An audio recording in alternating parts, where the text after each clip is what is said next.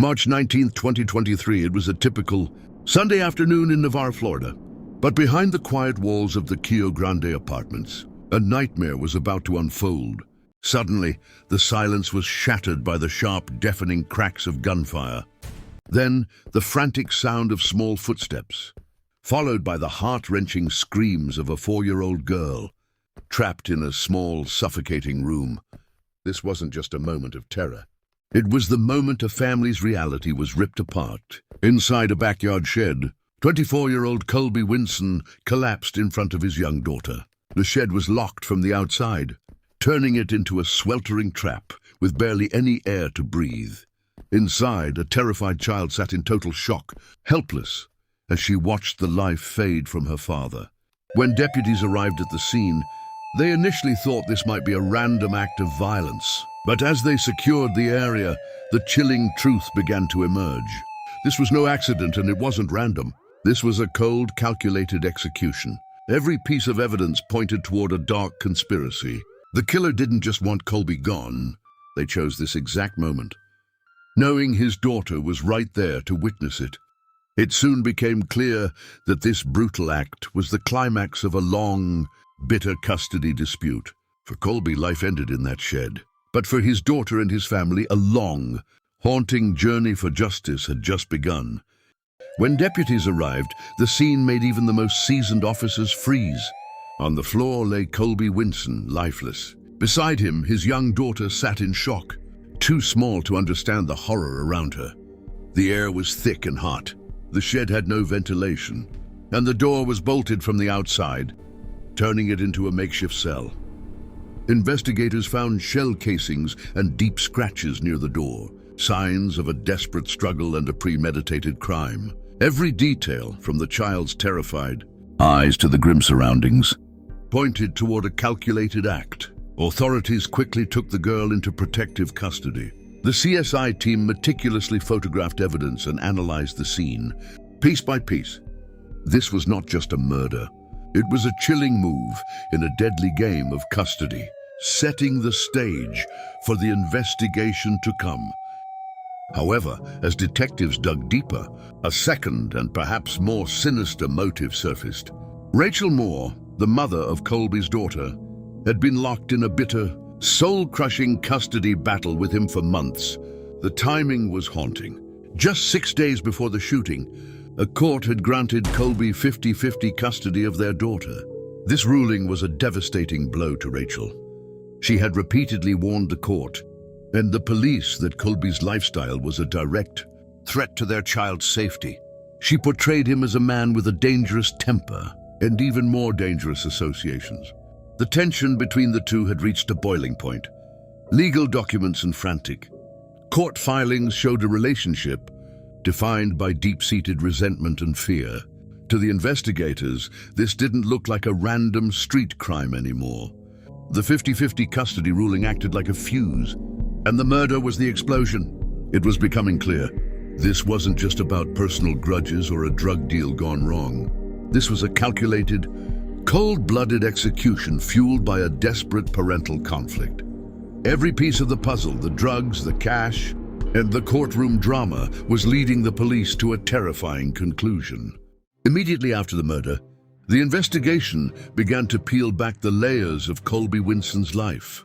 What they found wasn't just a simple portrait of a father.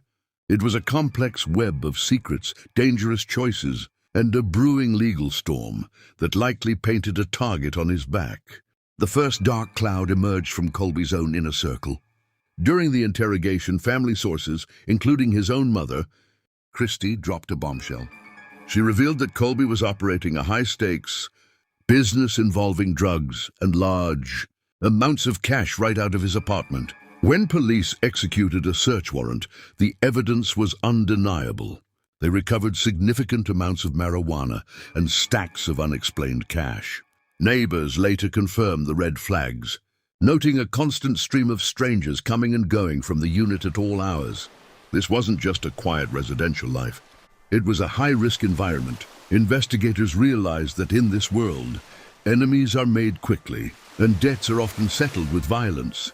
These revelations provided the first major clue.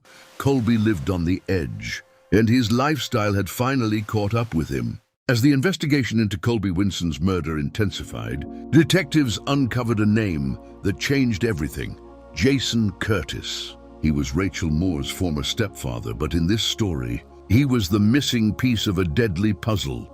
This was the first major twist, a revelation that turned a domestic dispute into a cold-blooded conspiracy. Detectives began a deep dive into communication records and phone logs. What they found was a digital trail of blood. It became clear that Jason Curtis wasn't just a suspect. He was the prime target of the investigation. Rachel admitted to being in constant contact with Jason regarding the custody battle, but it went deeper than just talking. The evidence suggested that Rachel had indirectly incentivized Jason to take action. She revealed a chilling detail. Jason had been sending her photos of weapons. Her response: she told him she would cover his gas money, a thinly veiled code for funding his deadly mission. This wasn't a random act of rage. It was a meticulously coordinated hit. The heart of the motive remained the child custody dispute. The bitter war between Rachel and Colby had reached its breaking point just 6 days earlier. When the court granted Colby 50-50 custody, Rachel was terrified. She viewed Colby's lifestyle, the drugs, the cash, the constant danger, as a direct threat to her daughter. Jason Curtis, playing the role of the protective former stepfather, decided to settle the score once and for all. By eliminating Colby, the custody problem would be solved permanently in Rachel's favor. With every log analyzed and every statement taken, the fog began to clear. Investigators realized they weren't just looking for a killer. They were unmasking a calculated execution, planned in the shadows and fueled by a mother's desperation and a grandfather's lethal intent. The trap had been set long before the first shot was fired. As the net closed in, detectives finally tracked Jason Curtis to a hideout in Alabama. They didn't waste a second. In a coordinated midnight raid, authorities surrounded the property, bringing the man from the shadows into the harsh light of justice. Initially, Jason played the part of the innocent man.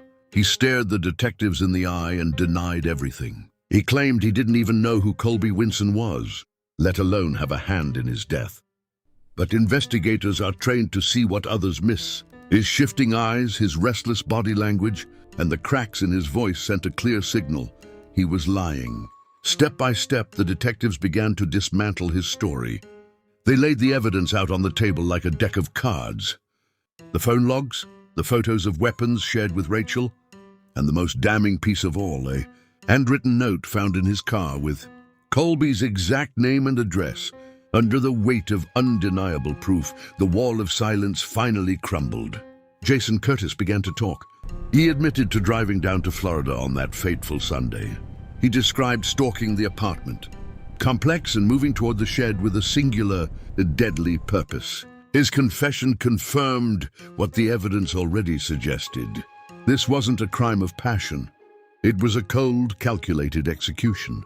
The tension in the room remained, thick until every dark detail was spilled. The method, the motive, and the cold-blooded planning. It was a chilling look into how a bitter custody dispute and deep-seated resentment could drive a man to commit the unthinkable, all while a 4-year-old girl sat just inches away. This arrest was more than just a breakthrough. It was the moment the mask fell off a devastating family tragedy. It's a haunting reminder of how parental conflicts can shatter an innocent child's world forever. We bring these facts to light here on the dossier. With Colby Winson's killer identified, the investigation shifted from a manhunt to a cold, clinical assembly of evidence. Detectives knew that to secure a conviction, they needed more than just a confession. They needed an unbreakable chain of proof. Every tiny detail and every digital footprint was now under the microscope. The first major breakthrough was found inside Jason Curtis's vehicle. It wasn't a weapon, but something perhaps even more damning, a handwritten note. On it, scrawled in plain sight, were Colby's name and his exact apartment address. This wasn't a random encounter.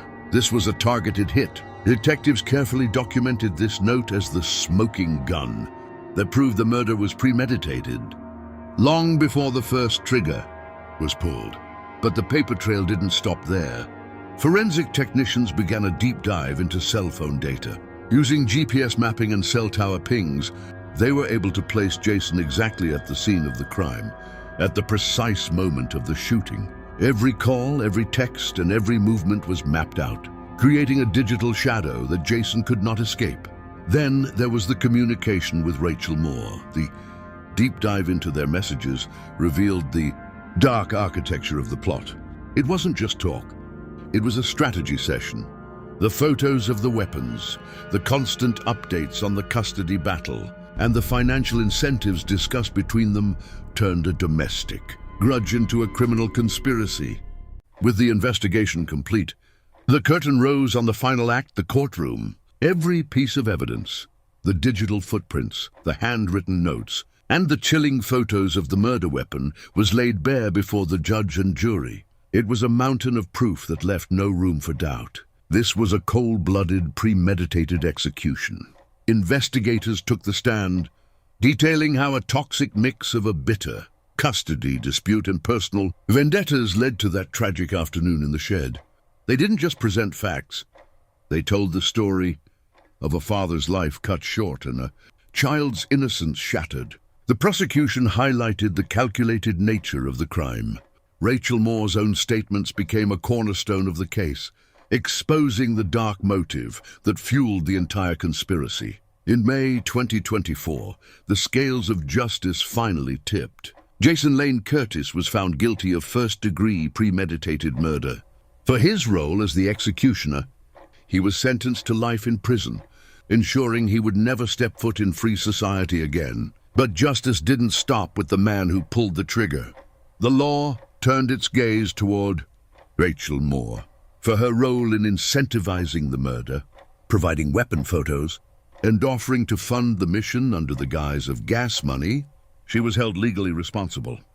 Charged as an accessory and for solicitation of murder, her conviction served as a stark reminder that those who pull the strings are just as guilty as those who hold the gun. This case is a haunting tragedy that goes beyond the headlines. It's a somber warning of how quickly custody disputes and personal resentment can escalate into life-altering violence. At the center of it all remains a young girl whose life was forever changed in a single terrifying moment. Justice has been served and the truth has been told. Thank you for following this journey with us here on The Dossier. We remain committed to bringing you the facts, the truth, and the deep dive, investigative storytelling that real cases deserve.